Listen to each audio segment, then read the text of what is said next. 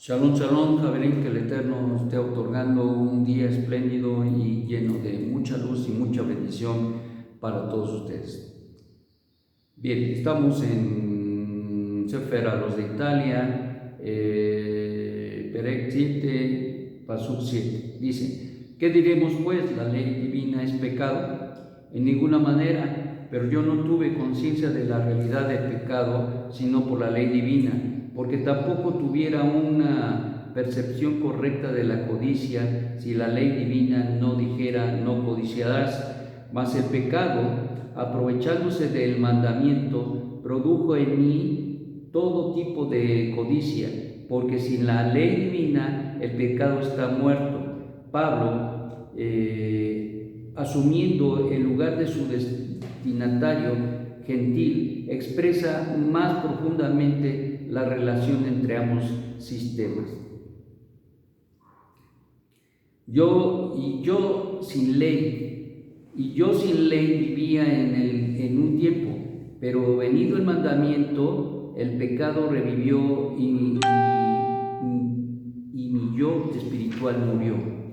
Y el mismo mandamiento que era para vida me resultó para muerte, porque el pecado, aprovechándose del mandamiento, me engañó y por él me mató. De manera que la ley divina a la verdad es santa y el mandamiento santo, justo, bueno. Luego, lo que es bueno vino a ser muerte para mí, ni se te ocurra la idea. Es lo opuesto, el pecado, para imponerse como pecado, produjo en mí la muerte por medio de lo que es bueno, a fin de que por el mandamiento el pecado llegase a ser sobremanera perverso. Porque sabemos que la ley divina es espiritual, pero yo soy un alma carnal vendida como esclavo al pecado. ¿Qué está sucediendo? ¿Qué está diciendo Rab Shaul en esta parte? Asume una situación muy importante y empieza con una pregunta. ¿Qué diremos pues? ¿La ley divina es pecado? Bueno, realmente la ley divina fue dada para procurar que nosotros no pecáramos. Pero pareciera que dice Rab Shaul que el resultado de ello, en lugar de que fuera algo que realmente nos mantuviera con vida, dada la ley, operó la mala inclinación para llevarnos a codiciar o a realizar lo que prohibía la ley o lo que no permitía la ley. Siempre que hay una prohibición, por ejemplo, en el caso de que están arreglando una banqueta y ponen ahí no pisar, la gente va y pisa.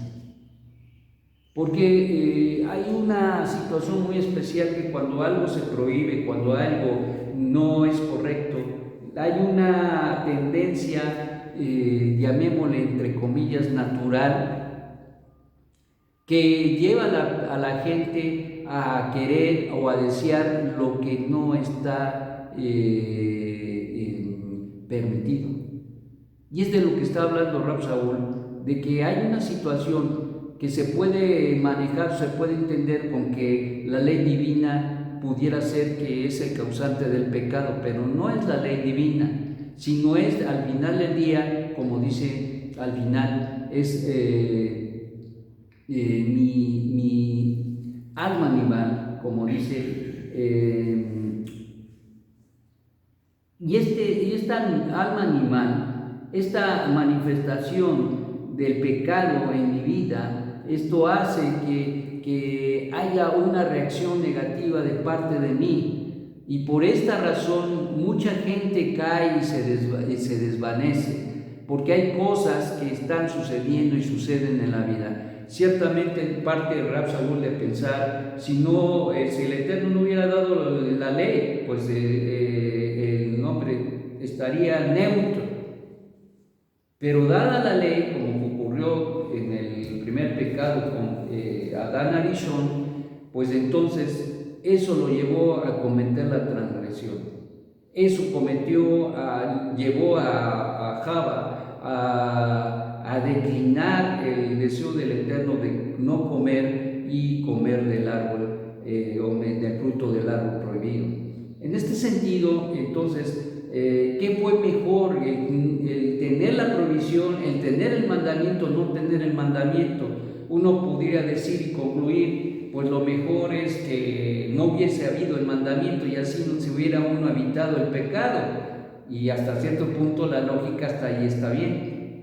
Lo mismo hubiera sucedido hay una discusión al respecto hubo una discusión entre Shammai y Hillel, antecesores a la vida de nuestro Santo Maestro. En esa época, cuando Shammai y Hillel eran grandes maestros en el pueblo de Israel, hubo una gran discusión donde se discutía de que sí, que hubiera sido mejor que Dios creara al hombre o que no lo hubiese creado. Esto se pone interesante. ¿Qué hubiese sido mejor? ¿Que no o que sí? ¿Que lo hubiera creado o que no lo hubiera creado? Bueno, Shammai decía que mejor no lo hubiera creado y Hillel decía que sí. Entonces había un sí y un no, un sí y un no. A través de los días y a través de las discusiones que se dieron, llegaron a la confrontación de esta situación y decían que Shammai decía, pues no tiene caso que el Eterno hubiera creado al hombre, mejor no lo hubiera creado.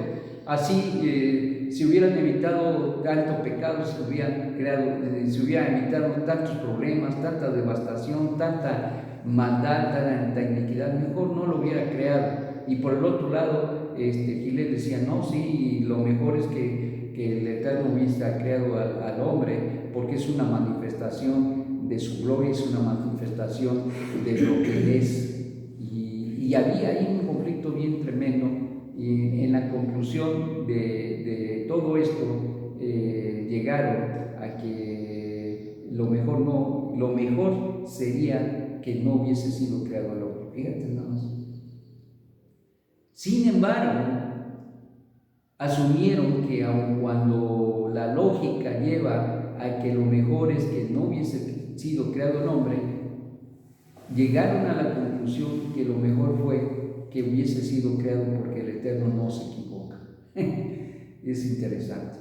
En este caso, en el caso del que nos trata del pecado, a veces la lógica, cuando no está bien definida, cuando las premisas no son correctas, se puede llegar a una apreciación o a una lógica equivocada. Y en este caso, pues nosotros podíamos decir, bueno, pues yo creo que si Dios no hubiera creado o si no hubiera dado la ley divina, pues no hubiera habido razón para que el hombre pecara, no habría prohibiciones, viviría libremente, no habría ningún problema, no se creerían iniquidad, saberó, nada, todo estaría perfectamente bien. Pues no.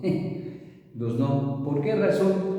Porque una de las razones por las cuales el Eterno puso al hombre y creó al hombre fue para que él se elevara, para que él reconociera a su Creador y para que él por su propio mérito lograra una elevación y pudiera unirse al Creador, quien es bendito.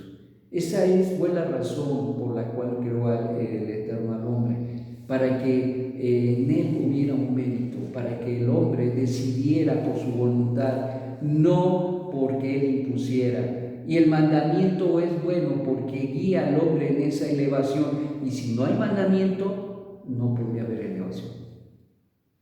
Por lo tanto, cuando Dios creó al hombre y puso ahí la prohibición de no comer el árbol del bien, la ciencia y el mal, el hombre equivocó el camino y lejos de ir para arriba, bajó. Sin embargo, aun cuando bajó, el Eterno abrió una puerta para que a través de la Teshuvá el hombre pudiera nuevamente restaurar su condición, y dio el medio a través de Yeshua HaMashiach para que esa condición que había degenerado de una manera extraordinaria al violar los mandamientos del Eterno, y en este caso los mandamientos que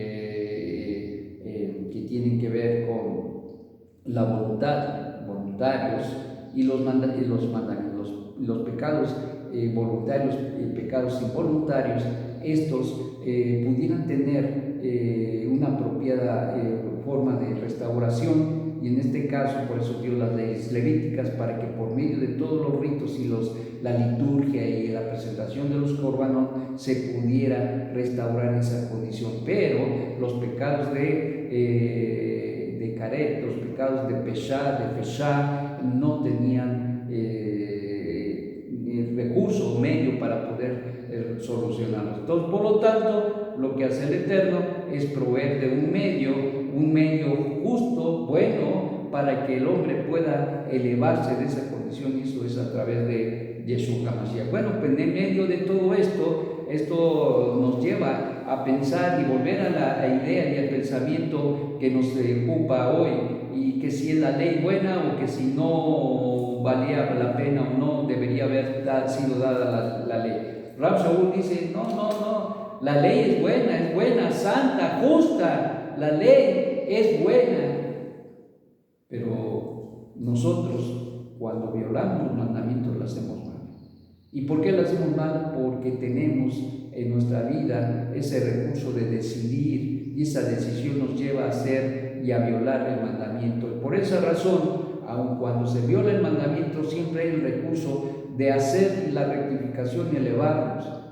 Y una de las situaciones y cosas que se dan muchas veces en la vida del hombre es que se siente muchas veces derrotado por su alma carnal, por su alma animal, como dice Rab Shaul, que al final del día es el Yetzirah, y muchas veces se siente abatido en todo esto. La realidad es que todos los mandamientos y todo lo que nos incomoda en sí es precisamente para nuestro bien, porque Dios quiere lo mejor para nosotros. El Eterno quiere que nosotros nos elevemos, y si no hay retos en nuestra vida, no hay razón para que nosotros nos esforcemos, nos obliguemos, nos retemos y busquemos una elevación en nuestra vida.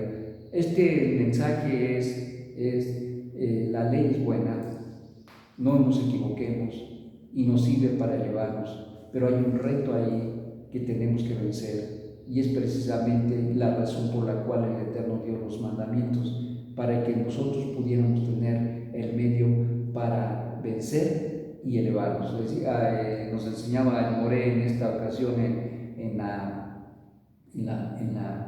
Shur de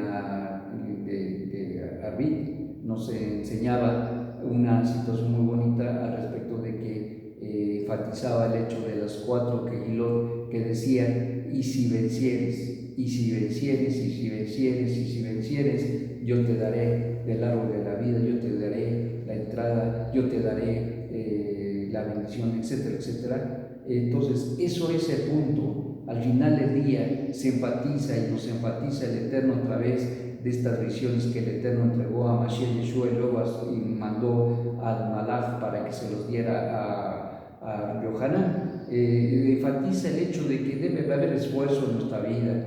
Esto no es de a gratis, la elevación no es de a gratis. Estamos aquí, tenemos los mandamientos no son malos, pero los podemos volver malos cuando nosotros nos dejamos llevar por el Yetzirah. Los mandamientos, la ley divina no es mala, sino es el medio para que nosotros nos elevemos. El Eterno no se equivocó al crear al hombre, sino el Eterno quería ver y mirar que realmente el hombre pudiera elevarse y que tomara las decisiones y que tomara la decisión de elevarse, que decidiera entre lo bueno y lo malo, y que decidiera dejar lo malo para asirse de lo bueno, haciendo restauración o rectificación en su vida de tal manera que lo eleve. Y esto es una cosa muy extraordinaria, mis amados. Esto es una cosa muy extraordinaria, porque te voy a decir, nuestra vida es retada, y al final del día nosotros decidimos si queremos vencer o no. Pero debemos entender que aunque luchamos a veces para mantenernos a flote con los mandamientos, porque al final del día la Torah, la ley, es buena y santa, el mandamiento es santo, y esto nos aparta, nos libra de toda situación, y eso es lo que nosotros debemos entender, que al final del día el área de seguridad para nosotros son los mandamientos, cumplirlos, vivirlos, tanto los positivos harás como los negativos no harás. Y eso nos mantendrá en el camino y nos ayudará a elevar nuestras vidas, no sin vicisitudes, no sin problemas, no sin circunstancias negativas, porque al final del día eso es cuando nosotros cometemos una verá, no es una invitación a estar pecando, pero cuando nosotros cometemos una verá, eso nos impulsa a elevarnos cuando hacemos rectificación. Pero tenemos que tener mucho cuidado de no quedarnos en ese proceso, sino fortalecernos y alentarnos para poder conquistar el reto de vencer al Yesejará, el reto de restituir nuestra vida. Si nosotros somos falibles, podemos pecar como fue el primer hombre, así también nosotros, como fue en el caso de Yeshua Mashiach. Él pudo haber pecado, pero no pecó. Y esa es la diferencia entre Adán y Yeshua. Yeshua no pecó, Adán sí. Adán decidió pecar, Yeshua decidió no pecar.